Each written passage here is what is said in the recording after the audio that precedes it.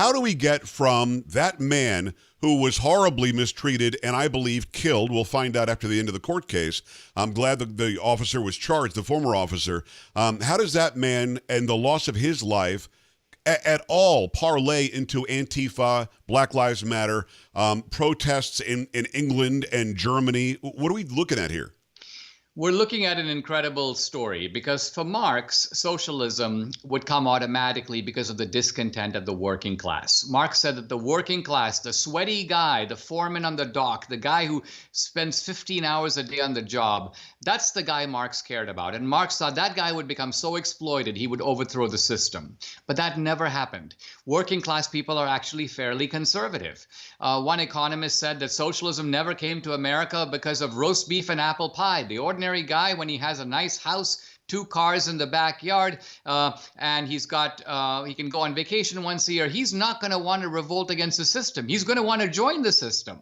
So the left has figured this out. They've realized that today you can't get a working class guy. If you find a white working class guy, there's a very good chance you'll find him at the Trump rally, not in the Antifa parade. So the left realized we need other types of grievances ultimately to sow the seeds of social division. This is when they came up with the idea of identity politics. In other words, let's use racial and ethnic divisions.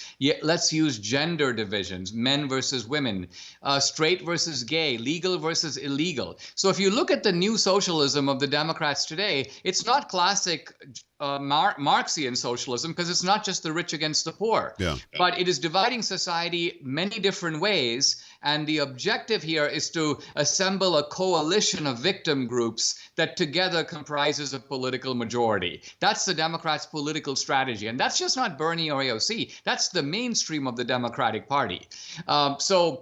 There we are. I call it identity socialism in the book. And by identity socialism, I just mean a kind of marriage between classic socialism and identity politics. This is why the George Floyd episode, by itself irrelevant, but it's essentially become the vehicle, if you will, the Sarajevo shot in the dark that sets off this wider conflagration. So ultimately, the left is using him and using the legitimate horror over what happened in that one case to generalize and say, this proves not only that the cops are racist, but America's racist. We're structurally racist. We've been that way since 1619. And this is taught in the universities, promulgated in the media. It's the plot of Hollywood movies. So no wonder there's a bunch of people who believe it and ultimately pick up a brick and act on it.